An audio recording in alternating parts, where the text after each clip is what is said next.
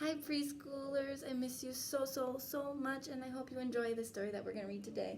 It's called The Three Little Pigs, retold by Bonnie Dopkin, illustrated by Saba Baha. That's a kind of a hard name to read, so I had to really sound it out. And the illustrator is the person who drew all these pictures in our story. Before we get reading, we're going to look at some words, and the first word is annoyed. And sometimes you feel annoyed when someone's bugging you or when something isn't going your way. So annoyed. The next word is decision. Sometimes you have some choices and you have to make a decision and think about what do you really want. Sulking is kind of when you get annoyed or disappointed in something. So you're usually kind of sad and just The next word is chimney, and you see right there, that right there on our house right here is a chimney, and it usually leads down to a fireplace.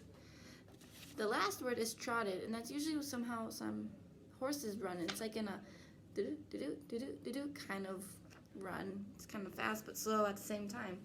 So let's get into our story, The Three Little Pigs.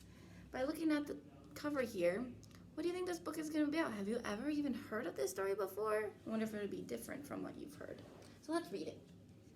He looks really, either he has spots on his head or his face is kind of dirty. It's hard to know. Let's see, there we go. Once upon a time, three little piglets lived in a small, cozy home with their mother. Their names were Porter, Perry, and Parker.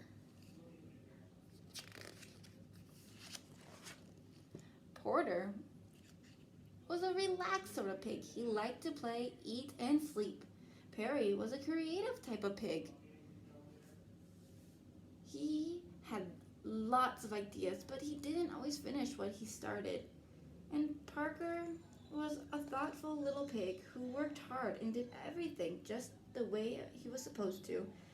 This kind of annoyed his two brothers. Ooh, there's that word, annoyed.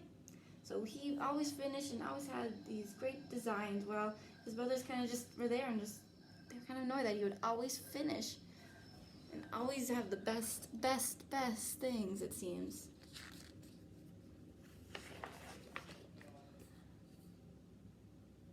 Well, the three little pigs got older and bigger and rounder. One day, their mother made a decision, so she had to make a choice. "You've grown too big for this little house," she said. "It's time for you all to go off into the wide world and build homes of your own. So I wonder, what kind of homes do you think they will build?" So the three little pigs packed their bags and got ready to leave their too cozy home. "Any advice for us, Mother?" asked Parker. "Why, yes," said their mother. "Watch out for that no-good, big, bad wolf who's always sulking around." Ooh, do you remember when we read The Little Red Riding Hood, and her mom kind of said the same thing, don't talk to strangers, and she ended up talking to the wolf, the stranger. I wonder if they're going to do the same thing or not. And remember, always work hard. Remember to plan, and whatever you do the best that you can. So they're walking off into the future of theirs. The three pigs kissed their mother goodbye, then trotted. Ooh, so they're just kind of going along, out of the house, down the road, and out of the village. Before they had gone very far, they came to a big field full of golden haystacks. "You know," said Porter quickly, "I think I'll build my house of straw. It's a nice color, and the house will be easy to build." Do you think a straw house will be warm enough to keep him warm in the cold winters? Or will it keep out the rain? Because sometimes hay, when it gets wet, it gets kind of soggy and it would leak through. I wonder what that would be like. Or what would happen when the wind is really strong? Would it blow it over? Those are questions you probably should think about when you're building a house. Is it going to keep you warm? Will it keep the rain out? Will it keep the wind away? Will it be strong enough? "I'm not sure this is a good plan," said Parker. "Will it be warm enough? Will it keep out the rain? What will happen when the wind is strong?" So I wonder if you could answer those questions that his brothers just asked him and what I just asked you. Porter rolled his eyes. "It will be a great house," he said, "and I'll have time to play when I'm done." "Then good luck to you," said Perry and Parker, and they continued down the road. Soon Parker and Perry came to a shady grove of trees. "You know," said Perry, "I think I'll build my house of logs. Logs are strong, and I can paint them different colors." "That sounds like a good plan," said Parker. If you finish what you start." "I will," said Perry, and he waved as Parker continued down the road. You remember in the beginning of the story, this second piggy here, he didn't finish some of his creations that he would build, so they kind of just be left around. So his brother gave him the advice of, you better probably should finish it so it's a good house. Perry stood and looked up at the trees. He said, "Cutting down those trees would take a long time. I'll just build my house from the sticks on the ground instead." And that's exactly what he did. I wonder if it'll be a strong house. Further down the road, Parker was busy planning his house. He bought bricks and stone and mortar for the walls. He bought strong oak plants for the doors. He worked on the house for days and days, but when he was done, he felt happy. "Mother would be proud," he said. "I worked hard and I made my house the best it could be." What none of the pigs realized was that someone very bad knew that they had left their mother's house. And who do you think that someone was? Yes, it was the no good big bad wolf. So why do you think the wolf is called the no good big bad wolf?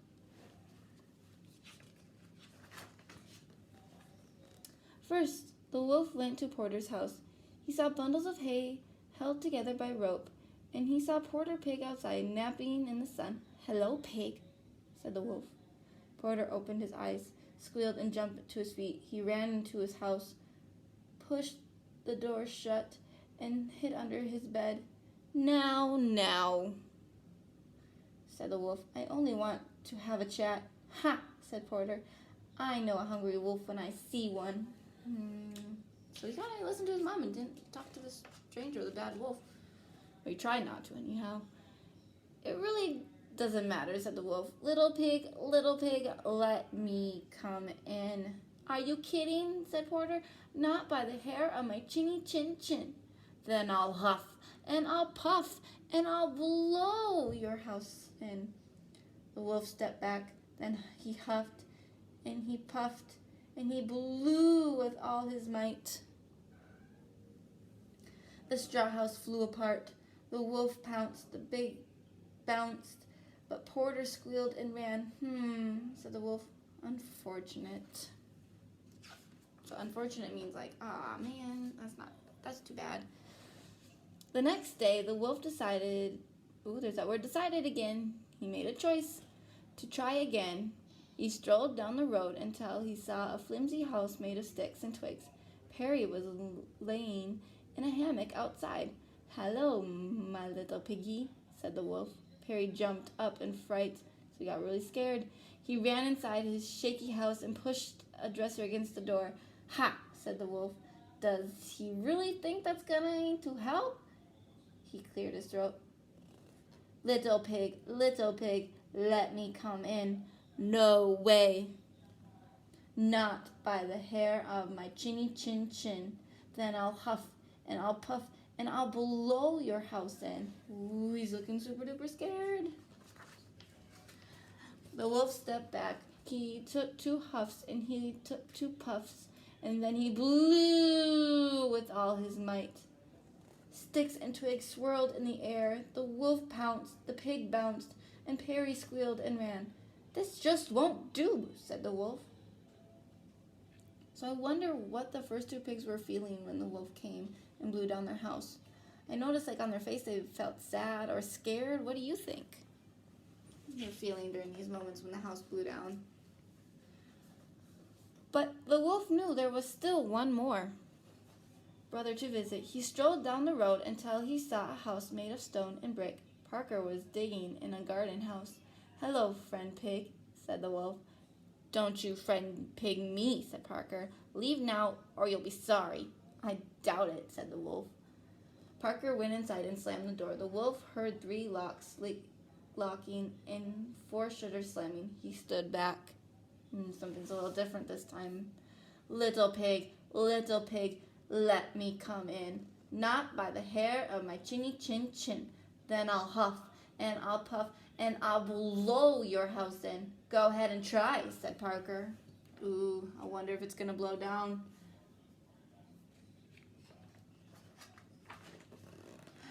The wolf huffed 3 times, he puffed 3 times, and then he blew with all his might. Nothing happened. That's a surprise, said the wolf. Now he huffed 4 times, and he puffed 4 times, and then he blew again with all his might. Still nothing. The wolf tried, and again, and again, and again. This is not going at all the way I expected. So it's not going the way he was thinking it was going to. Finally, the wolf fell flat on his back, puffing and wheezing. He heard the shutter creak open. I knew my house would stand up to that no-good wolf, said Parker. I'm just glad he didn't think about coming down the chimney. The shutter slammed shut. Uh-oh. The chimney? Whispered Wolf, springing to his feet. Of course. He sneaked to the side of the house and saw a pile of boxes stacked against the wall. This makes it even easier, he chuckled. He climbed up the boxes. He crept across the roof. Then he jumped into the opening and slid down the chimney. Ooh, I wonder what's gonna happen. Ooh, what do you think's gonna happen when he goes down this chimney? Remember, chimney, they lead down to a fireplace. So, fire. I wonder if there'd be fire at the end of that chimney. Let's look. But down below, water bubbled in a big black kettle that was hanging in the fireplace. Parker threw more wood into the roaring fire. Ooh, yep, there was fire at the end. Here I come, little pig, said the wolf. You weren't so clever at all. But this little pig, he definitely was a lot clever because he didn't share his plan about the hot water and the fire. Oh, no, said Parker.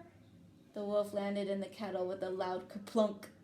Water steamed and boiled around him. The wolf howled in pain and shot right back up the chimney. So he went right back up. Oof, that gotta hurt. The water had boiled off half his fur. Ouch. Oh no, cried the wolf. He was so embarrassed that he left the country, never to be seen again. Porter and Perry moved in with their brother, and they lived happily ever after. So if you have built a house ever, make sure you build it nice and strong, because you never know when a crazy bad wolf will come and blow your house. And I hope you enjoy your day, and see you next time.